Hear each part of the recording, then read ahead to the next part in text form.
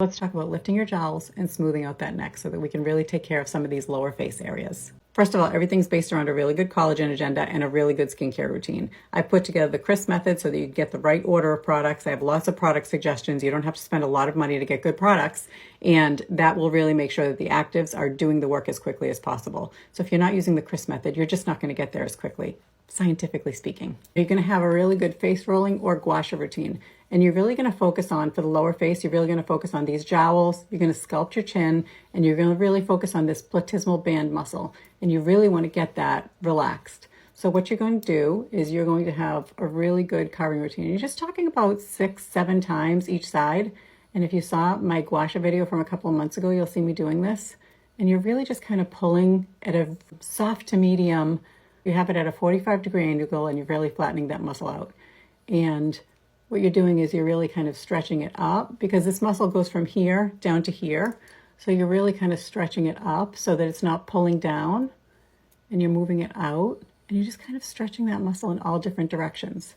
And then when you get to this part of it, you're really kind of carving and you're moving this down and you're really giving that muscle some relaxation. Again, 5 or 6 times each side, and then give yourself a little bit of smoothing. And this should be really light in the front. You never, ever, ever want to stretch the skin, but you do want to give it some sort of touch.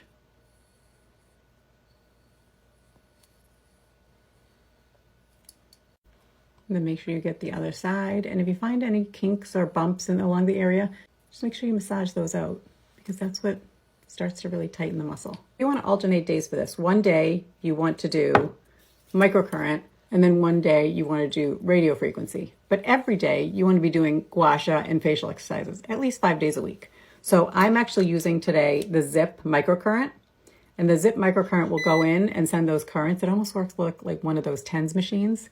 And you're going to want to really make sure that you're using it to get those muscles toned. If you think about what a facelift is doing, a facelift is tightening those muscles. And that's what you're trying to do with this machine. So you can do that from the neck. You never really do it on the front of the neck, but you want to bring it all the way from the base of the neck, all the way up and around. And you can do this with the new face. You can do this with the TheraFace. You can do this with any of these microcurrents on the market today. And you're really going to do all of the same areas that you did with the gua sha. And again, just enjoy the experience. Like, give yourself that relaxation mode. And then on other nights, you're going to start doing radio frequency.